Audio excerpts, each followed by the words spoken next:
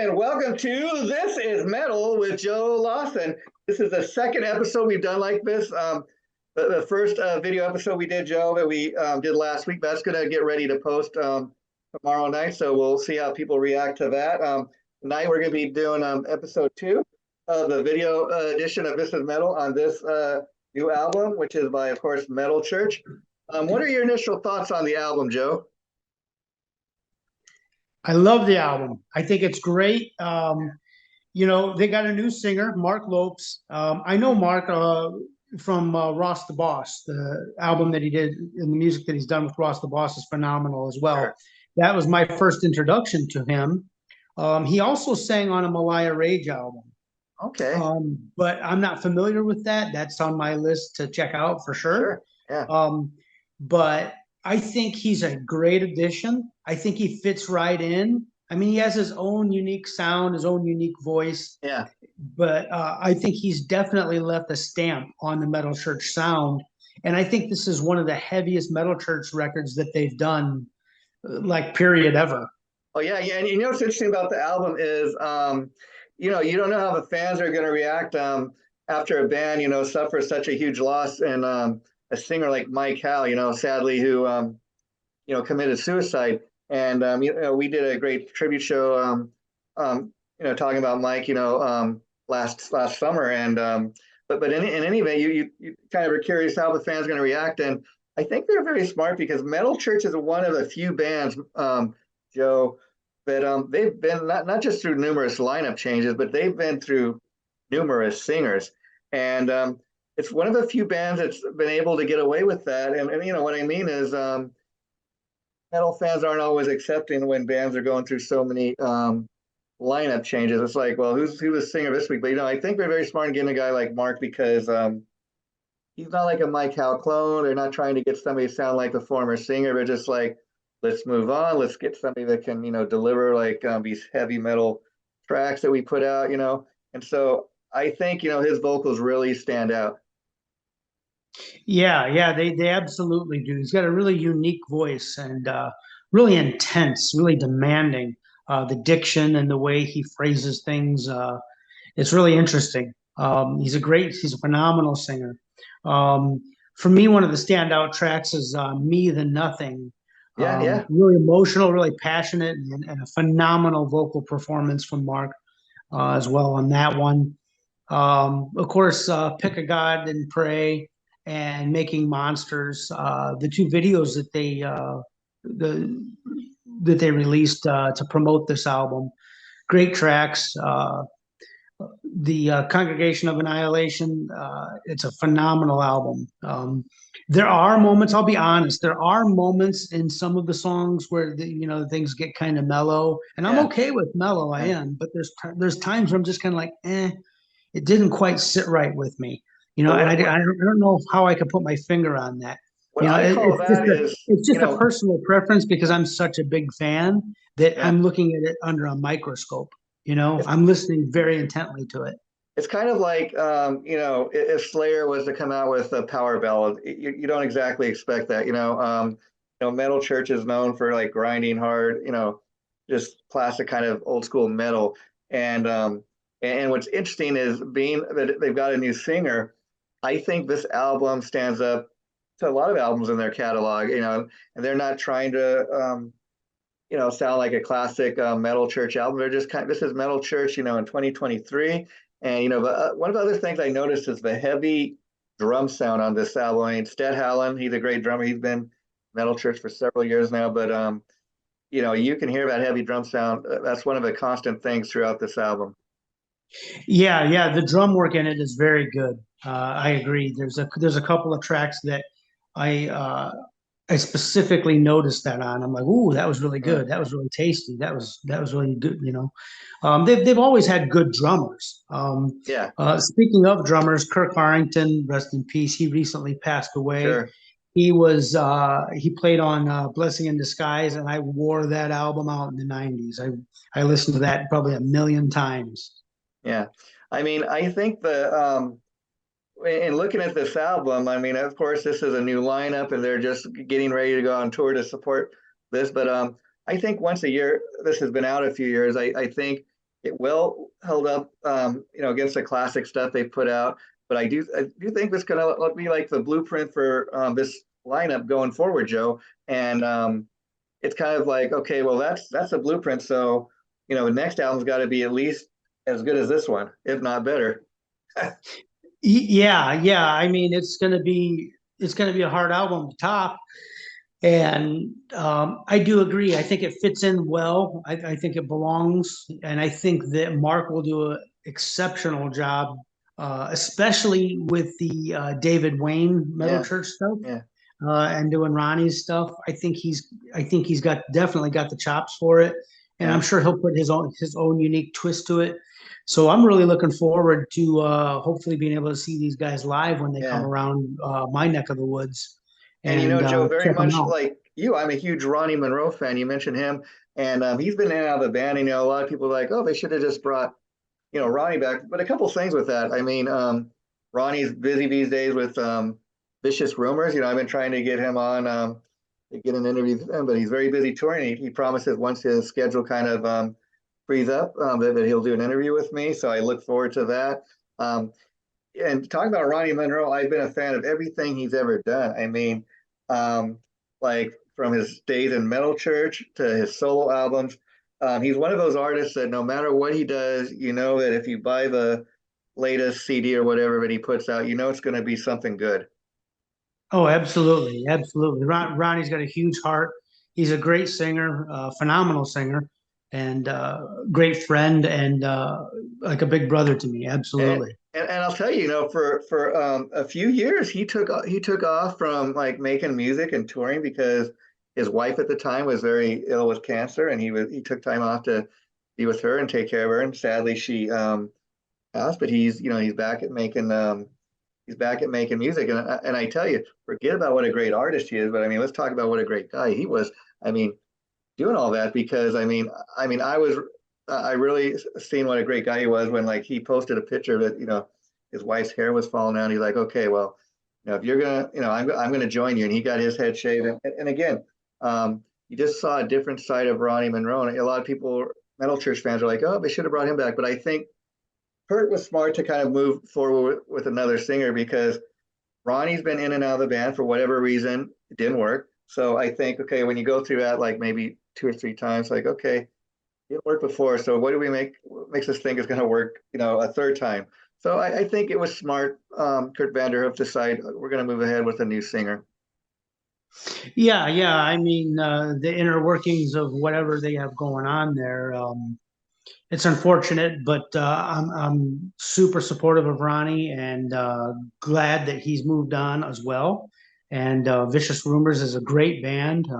They got a solid metal history as well. Yeah, So yeah. I think he found a good fit there, and I think he's real happy doing what he's doing with Vicious Rumors. And I'm looking forward to doing an interview with Ronnie as well. Yeah. And I think Kurt Vanderhoof, let's be honest, he's the glue. He's a um, one guy that's been in Metal Church, kept it going all these years. They've had various different members come and go, but he's been the one constant. And that's why I think because of Kurt Vanderhoof, not just his guitar playing, but his songwriting, he's a very gifted, talented songwriter. And that's part of the reason I think Metal Church has been one of the few bands been able to go through not just so many lineup changes, but so many singer changes, and fans still accept because Kurt is the principal songwriter, and he's got these singers that come in and they interpret his songs, and been the one constant, but I think that's part of why Metal Church has been able to carry on all these years. Oh, absolutely. He's the main songwriter, and he's the man behind Metal Church for sure. Yeah, and Absolutely. another thing that you noticed about on the new album is the heavy guitar riffing. I mean, I've always been a fan of Kurt Vanderhoof, but I've never understood like as far as metal music. I think he is very underrated. Um, like as a guitar player, I mean, I just don't understand why he's never even been on the cover of Guitar World magazine or something like that. Because I mean, he's got a loyal fan base. That's just that.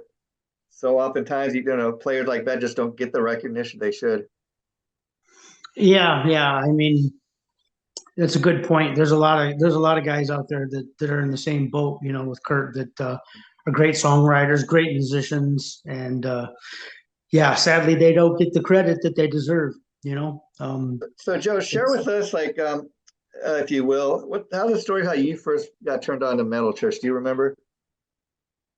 wow, boy. You mentioned Blessing in Disguise. That was a special album for you. So you remember what was the Yeah, first song or I heard Metal Church before that, yeah. but I think I was a little young at the time. Mhm. But because I really remember Blessing in Disguise being my standout introduction more to Metal Church. And as a singer, have you ever tried to sing any of these songs throughout the metal? Yeah, I've done Beyond the Black and Gods of Wrath and Metal Church. Yeah. And vocally, like, are they? Would you say they're hard? You know, got to hit those high notes. So what was that like for you? Actually, that's really comfortable and natural for me. So it was easy. I mean, that's like right up my alley. Oh, sure. That's how I found when I sing. So it wasn't something that Mhm. I mean, just learning the song, you Yeah, know, that just takes time, you know, yeah. but in practice. But no, it was real comfortable singing those songs actually. And when you like sing, you know, a song by another artist, do you like to like perform it like note for note or sing it, you know, how the original artist did it, or do you kind of like to put your own spin on it? Well, it's been a long time since I've done covers, Yeah. but for the most part, I try and stick close to it. Mm. I do a little bit of, I did a little bit of my own thing kind of here and there, but Yeah. I think that's sometimes unintentional. It just Yeah. happens. It's just your voice. Yeah. Um, Yeah. yeah, you know, you are who you are.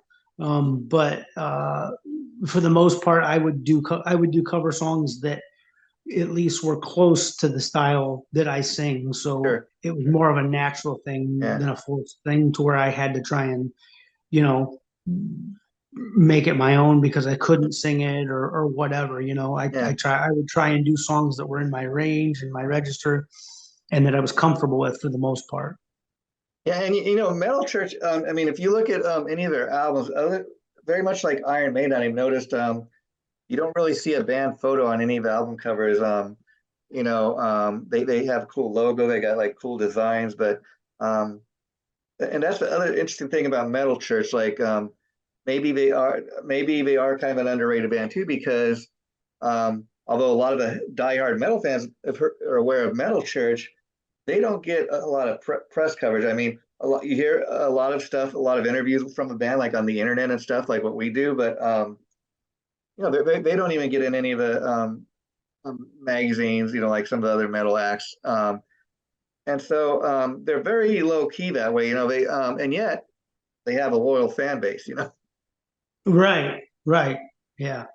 I mean, a It's lot of people probably wouldn't know the members of Metal Church if they walked past you on the street unless you're a real diehard fan, you know. yeah, there's definitely some bands that are like that. And I've been in situations like that where somebody, you know, from a band that I knew Uh, came into the bar or the club and other people had no clue who that person was, and I'm like, really? yeah. I mean, and you mentioned some of the tracks on the new album kind of are a little softer. You felt what I call that is Well, metal. not specifically like ballads No, songs. but yeah, There's just like interludes of yeah, point of parts that are kind of mellow, and that's good dynamics and songwriting. So that's necessary, in my opinion, for yeah. good music and good songwriting. So I get where they were going with it. It just didn't quite resonate with me on some tracks and Yeah. some specific parts. Not very often, just a Uh, couple of times I noticed it. yeah. I call But that metal with melody. again, that's just me being really picky. Yeah, I call that metal with melody because a lot of his songs, and I think that's part of Kurt's strength as a songwriter. Um, these are metal songs, but some of them got pretty good melody. You know, you can kind of sing along Oh, to. And absolutely. Kurt's songs, Yeah. some of these songs, even though they're metal songs, I could see getting played on the radio. You know, Um, Yeah, there's a bonus track called "My Favorite Sin" too. It's yeah, got a great like shuffle, kind of a waltz beat. It's got a really cool groove. I really like that one as well. yeah, yeah. Again, for that song, this is what I wrote down. My favorite sin, more uncompromising metal. It has great melody, well written song. The band is just on fire, and that's a thing about not just this album, but all Metal Church albums. I feel is that the band is just like really on fire, and and it's not like you'd expect maybe okay, this Kurt Vanderhoof's band, so he's gonna have all these flashy solos. He's gonna outdo everybody else in the band. But I think it's a band that they for the most part get along. I mean, like other guys in the band have been playing together, for several years now. And then you get the new singer, and I'm sure they wanted to allow him to kind of do his thing and kind of add his spin on the tunes rather than sounding like the former singer. Yeah, for sure. I know they probably really liked his voice and probably encouraged him to kind of do his own thing, Yeah. and be himself. And Not to try to be a playing clone of one of the other guys. and playing with Ross the Boss, that's no small potatoes, but I do think Metal Church is kind of gonna raise his profile just a little more. Oh yeah, absolutely. For sure it will. And I hope he continues with Ross. Yeah, I love the albums that he put out with Ross the Boss. They sound phenomenal. yeah, yeah. He's just a great singer. Yeah. So I'm glad to see that a singer that's been around for a while is going to get a little more attention. Like you said, that'd be cool if he could carry on with Ross. Another song I liked was "Another Judgment Day." I love the vocals, heavy powerhouse drumming. From Sted Howland. So again, just I think the band is just on fire, and it's one of these albums that I think be very. Talk about Stet Howland's resume a little bit, Jason. I Share it know with he, people who I maybe know he, not I know as he played familiar with with Wasp him. for a little bit. Yep. He was in this band. They weren't too huge, but another band I know that he played with. He played with Todd Howard, who he's a guitar player that played on some of Ace Frehley's solo albums when he left Kiss, and they had a band together called Forward by Fate, which the original drummer was AJ Perro from Twisted Sister, but then AJ AJ died and they got Sted Howland in the band, and then he was in a horrible car accident that he took him months to recover from, and then I think that's when he went back to Metal Church. But I'm not sure what else. Main thing I know him from is Wasp. Do you know what else he's done? Actually, I'd have to look that up. I was Yeah, going to me mention too. Yeah, Wasp. yeah, You nailed it. yeah. But Wasp, yeah, that's Yeah, that's but that's not too shabby. he's been around. He's played with some other acts and other bands. He's a seasoned drummer for professional for sure. For sure.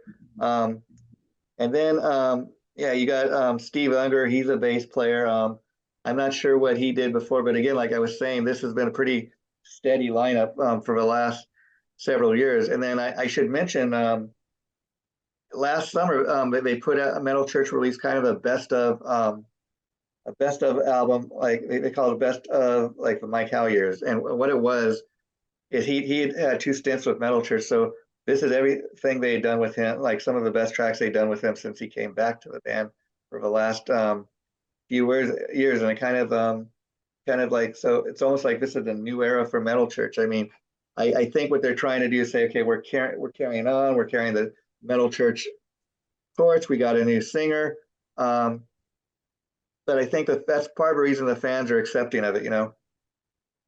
Yes, yes. Um, yeah, he's a phenomenal singer. He's got a good resume. He seems like a really cool guy, so Yeah, that's a plus. And he can definitely pull off all their old tracks. I yeah, think I'm real curious to hear him do. I'd love to hear him do a little bit of both. I'd love to hear him do some Mike House stuff, and I'd yeah, love to hear him do some of Ronnie's stuff and David Wayne stuff. And I hope they do. yeah, yeah. I mean, yeah, that's what's going to be interesting to see when they start playing out live because they're a band that's been around for years, and they've got such a huge catalog of music. It's in different singers, especially like you said. So I'm sure that Mark can handle all the different eras of a band. Otherwise, they wouldn't have hired him because you're going to want the old school fans playing some of that classic stuff. So he's got to be able to um, do that. But then at the same time, they're going to be like, well, this is a new album, so we got to, this is Mark's first album with us, so we got to play a lot of stuff off here, and that's got to be the hardest thing is coming up with a set list. Yeah, that's a band that has such a vast catalog to pull from. That would be a challenge.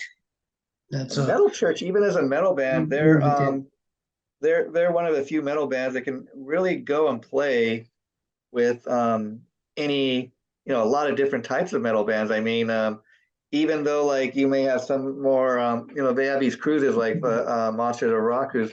I think they could even get on one of those cruises, even though some of the other acts might be like Skid Row or a Warren, because they a lot of times when they put those cruises together and events like that, they got different types of bands, playing different days.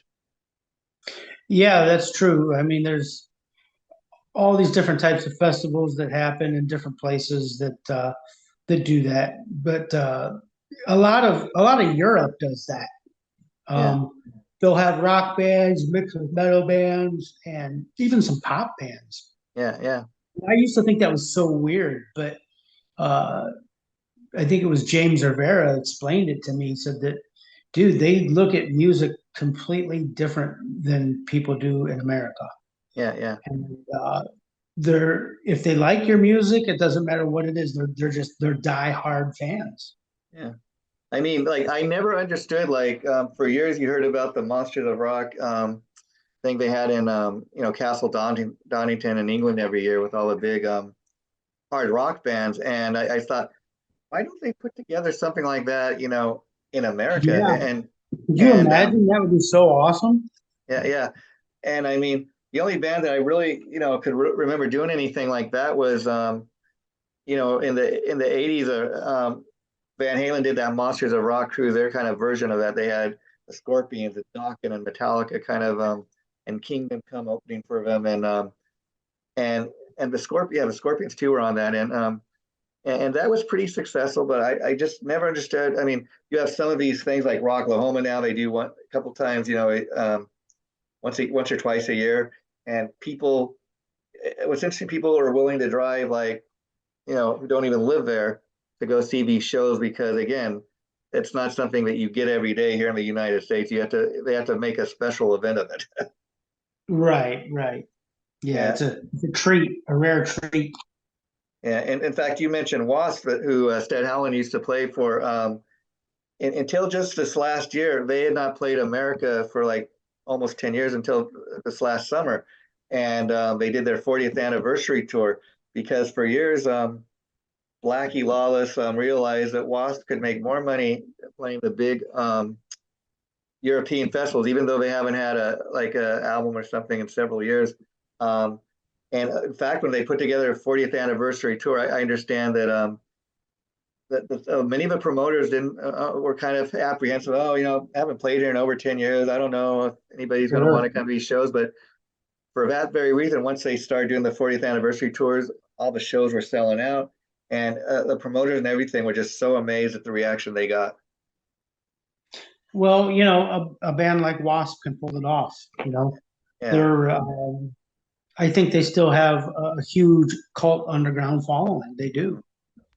and even for Metal Church kind of being I don't know if you want to say I don't think it's fair to say a cult band, but because even this album I was surprised for going having a new singer and everything. I forgot to write it down, but the numbers around the world for this album have been just great. Right out of the back, it's only been out 2 weeks, and I think in one of the countries I was reading it was number 14 on the chart for a metal band. That's pretty amazing. Yeah, that's no easy task to pull off. Yeah, yeah, and That's so great. so again, I'm interested to see what they do next, and for an album that just came out, to get that kind of attention, being a metal band, and especially a band that doesn't get a lot of PR. Metal Church. Also, somebody's telling me you hear about the big four, which is Metallica, Slayer, Anthrax, and Megadeth. Um, people said, Metal Church should have been, they should have called it like the Big Five. They could have been like the next big thing. Yeah, that would have been great. There's any number of bands that would have fit in with that though. Yeah.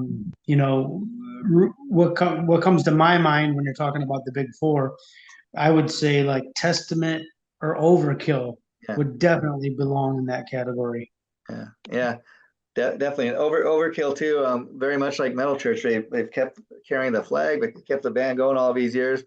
And again, it seemed like just these are bands that just the diehards kind of know about. But I think Metal Church is finally getting kind of to have its moment in the sun. Even all the tragedy they recently lost, Mike Howe and the drummer you mentioned Yeah, recently Kurt. passed, Kurt.